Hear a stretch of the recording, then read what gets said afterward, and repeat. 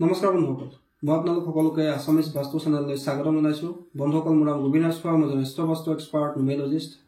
বন্ধুসকল, আপোনালোকৰ সুবিধাৰ্থে মই চেনেলটোত বাস্তুৰ সম্পৰ্কে, সংখ্যাতত্ত্ব সম্পৰ্কে, জ্যোতিষৰ সম্পৰ্কে বিভিন্ন উপায়সমূহ আপোনালোকক প্ৰদান কৰি থাকোঁ। আপোনালোকৰ বিভিন্ন সমস্যাৰ সমাধানৰ উপায়সমূহ মই আলোচনা কৰি থাকোঁ। গতিকে যদিহে আপোনালোকৰ মোৰ চেনেলৰ ভিডিঅ'সমূহ চাই ভাল লাগে, অনুগ্ৰহ কৰি মোৰ চেনেলটো ছাবস্ক্ৰাইব কৰিব, ভিডিঅ'সমূহ লাইক কৰিব, কমেণ্ট কৰিব আৰু যিমান পাৰে শ্বেয়াৰ কৰিব। বন্ধুসকল, আজি মই আপোনালোকৰ লগত এটা জ্যোতিষীয় উপায় সম্পৰ্কে আলোচনা কৰিবলৈ আগবাঢ়িছোঁ। আৰু সেই উপায়টো হ'ল যে আমি ৰাশি অনুসৰি কি ধাতু ধাৰণ কৰিব লাগে আৰু কি ধাতু ধাৰণ কৰিলে আমাৰ জীৱনলৈ উন্নতি আহে। বন্ধুসকল, জ্যোতিষশাস্ত্ৰত 12টা ৰাশি আছে আৰু প্ৰত্যেকটো ৰাশিৰে একোটা গ্ৰহ স্বামী হিচাপে আছে। বন্ধুসকল, প্ৰত্যেকটো ৰাশিৰ লগত প্ৰত্যেকটো ধাতু কেতিয়াও চুট নকৰে।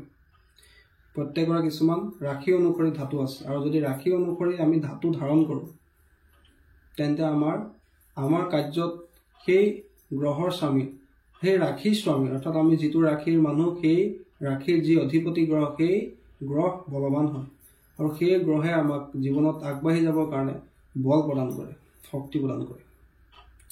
যিহেতু আমি সেই ৰাশিৰ জাতক, গতিকে সেই ৰাশিৰ স্বামীৰ ধাতু ধাৰণ কৰিলে আমাৰ শৰীৰ সুস্থ হৈ থাকে, মন শক্তিশালী হৈ থাকে, মন কেতিয়াও দুৰ্বল নহয়। যিহেতু চন্দ্ৰমা সেই ৰাশিত অৱস্থিত, মন কেতিয়াও দুৰ্বল নহয়। আমি আমাৰ কাৰ্যত অতি আত্মবিশ্বাসৰ সৈতে আগবাঢ়ি যাব পাৰোঁ। ধাতু যিহেতু এটা চলিড বস্তু, গতিকে আমাক চলিড কৰাত, বলৱান কৰাত ধাতুৱে সহায় কৰে। আৰু যদি আমি ৰাশি অনুসৰি ধাতু ধাৰণ কৰোঁ, আমাৰ কাৰ্যত আমি শীঘ্ৰে ভাল ফল লাভ কৰিব পাৰোঁ। আমাৰ ডেডিকেশ্যন ষ্ট্ৰং হয়, আত্মবিশ্বাস প্ৰবল হয়। বন্ধুসকল, প্ৰথমে আলোচনা কৰোঁ কালপুৰুষৰ প্ৰথম ৰাশি মেষ ৰাশিৰ পৰা। বন্ধুসকল, মেষ ৰাশিৰ স্বামী হৈছে মংগল।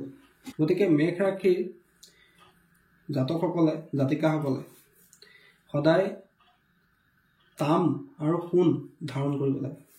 সেয়া লাগে সোণ তেওঁলোকে কাণত ধাৰণ কৰে, ডিঙিত চেন হিচাপে ধাৰণ কৰে, আঙুঠি হিচাপে ধাৰণ কৰিব লাগে। তাৰ লগতে তামৰ তেওঁলোকে ৰিং অৰ্থাৎ আঙুঠিও ধাৰণ কৰিব পাৰে, হাতত খাৰু হিচাপে ব্যৱহাৰ কৰিব পাৰে।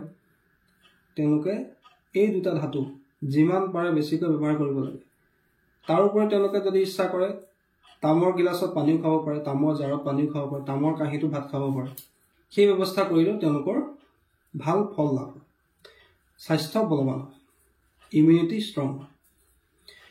তাৰপিছৰ ৰাশিটো হৈছে বন্ধুসকল বৃষ ৰাশি। বৃষ ৰাশি হৈছে শুক্ৰ গ্ৰহৰ ৰাশি। গতিকে বৃষ ৰাশিৰ ব্যক্তিসকলে সদায় যিমান পাৰে ৰূপৰ বস্তু ব্যৱহাৰ কৰিব লাগে। ৰূপৰ আঙুঠি, ৰূপৰ চেইন, ৰূপৰ পায়ল, ৰূপৰ কাণফুলি, ৰূপৰ খাৰু, এইদৰে তেওঁলোকে যিমান পাৰে ৰূপ ধাৰণ কৰিব লাগে। এনে কৰিলে তেওঁলোকৰ ৰাশি স্বামী বলৱান হয়, তেওঁলোকৰ আত্মবিশ্বাস বৃদ্ধি পায়, তেওঁলোকৰ শুক্ৰ গ্ৰহ ষ্ট্ৰং হয়, লগতে তেওঁলোকৰ শৰীৰ নিৰোগী হয়। বন্ধুসকল, তাৰপিছৰ ৰাশিটো হৈছে মিথুন ৰাশি। মিথুন ৰাশিৰ স্বামী হৈছে বুধ গ্ৰহ। গতিকে এই মিথুন ৰাশিৰ ব্যক্তিসকলে সদায় যিমান পাৰে ব্ৰঞ্জৰ বস্তু ধাৰণ কৰিব লাগে। ব্ৰঞ্জ আপোনালোকে নিশ্চয় শুনিছে। বন্ধুসকল, ব্ৰঞ্জ হৈছে এটা মিশ্ৰ ধাতু বা 2টা বা 3টা ধাতু আপোনালোকে মিক্স কৰি আপোনালোকে ধাৰণ কৰিব পাৰে। 2 ধাতু বা 3 ধাতু মিলাই ধৰি লওক সোণ আৰু ৰূপ মিলাই ল'লে, বা তামৰ লগত আপোনালোকে সোণ মিলাই ল'লে, এইদৰে 2টা ধাতু আপোনালোকে মিলাই লৈ আপোনালোকে আঙুঠি বা খাৰু আপোনালোকে ধাৰণ কৰিব লাগে, যদিহে আপুনি মিথুন ৰাশিৰ হয়। তাৰপিছৰ ৰাশিটো হৈছে বন্ধুসকল কৰ্কট ৰাশি।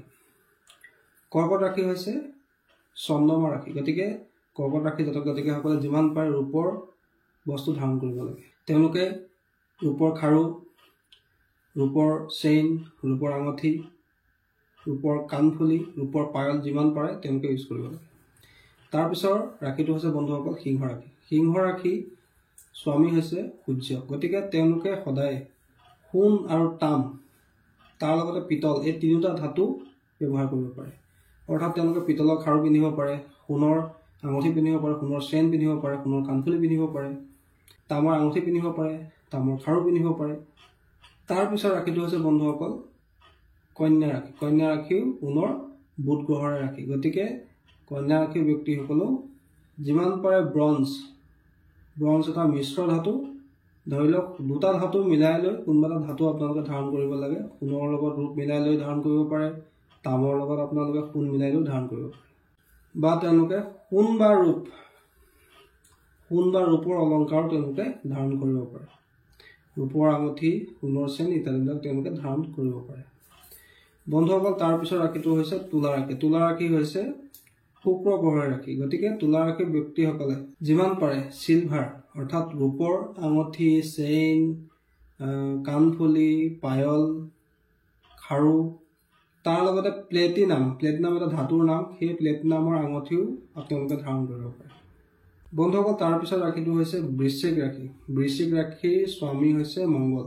গতিকে বৃশ্চিক ৰাশিৰ জাতক জাতিকাসকলে যিমান পাৰে তামৰ বস্তু ব্যৱহাৰ কৰিব পাৰে, লগতে তেওঁলোকে ৰূপৰ বস্তু ব্যৱহাৰ কৰিব লাগে। ৰূপৰ অৰ্ণামেণ্টছো ধাৰণ কৰিব পাৰে। ধৰি লওক ৰূপৰ চেইন হওক, ৰূপৰ আঙুঠি হওক, তাৰ লগতে তামৰ খাৰু, তামৰ আঙুঠি তেওঁলোকে ধাৰণ কৰিব পাৰে। তাৰপিছৰ ৰাশিটো হৈছে বন্ধুসকল ধনুৰাশি। ধনুৰাশি হৈছে গুৰু বৃহস্পতিৰ ৰাশি। ধনুৰাশিৰ জাতক জাতিকাসকলে পিতল আৰু সোণ এই দুটা ধাতু বেছিকৈ ব্যৱহাৰ কৰিব লাগে।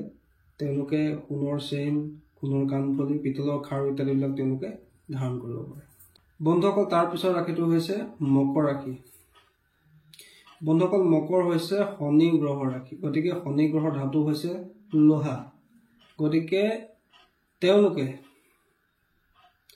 ষ্টীলৰ খাৰু ধাৰণ কৰিব পাৰে আৰু লোহাৰ আঙুঠি তেওঁলোকে ধাৰণ কৰিবই লাগে। যিসকল মকৰ ৰাশিৰ ব্যক্তি তেওঁলোকে লোহাৰ আঙুঠি প্ৰত্যেকে ধাৰণ কৰিব লাগে।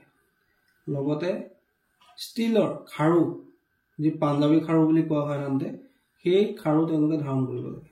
তাৰপিছত ৰাশিটো হৈছে বন্ধুসকল কুম্ভ ৰাশি। কুম্ভ ৰাশিৰো স্বামী হৈছে শনি।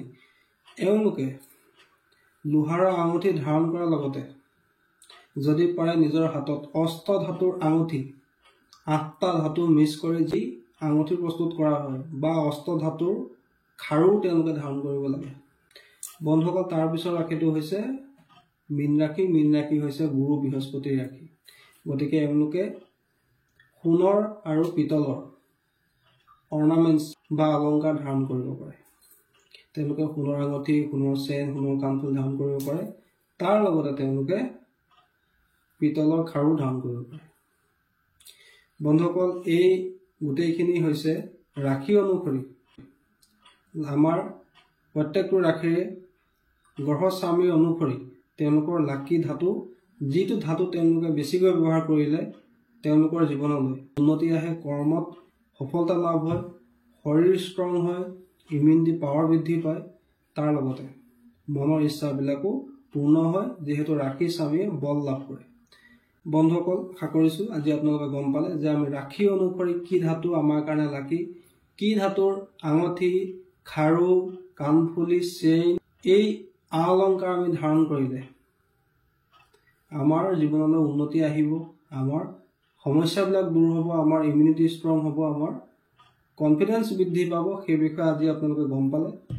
আশা কৰিছোঁ আপোনালোকৰ ভিডিঅ'টো ভাল লাগিলে, আশা কৰিছোঁ আপোনালোকৰ বিষয়টো ভাল লাগিলে। যদি ভাল লাগিলে অনুগ্ৰহ কৰি ভিডিঅ'টো লাইক কৰি দিব, কমেণ্ট কৰিব, আৰু লগতে মোৰ চেনেলটো ছাবস্ক্ৰাইব কৰিব আৰু কাষতে থকা বেল আইকনটো ক্লিক কৰি দিব, যাতে মই ভিডিঅ' আপলোড কৰাৰ লগে লগে তাৰ নটিফিকেশ্যন আপোনালোকে লাভ কৰে। বন্ধুসকল, আজিলৈ ভিডিঅ'টো ইয়াতে সামৰিছোঁ। ধন্যবাদ।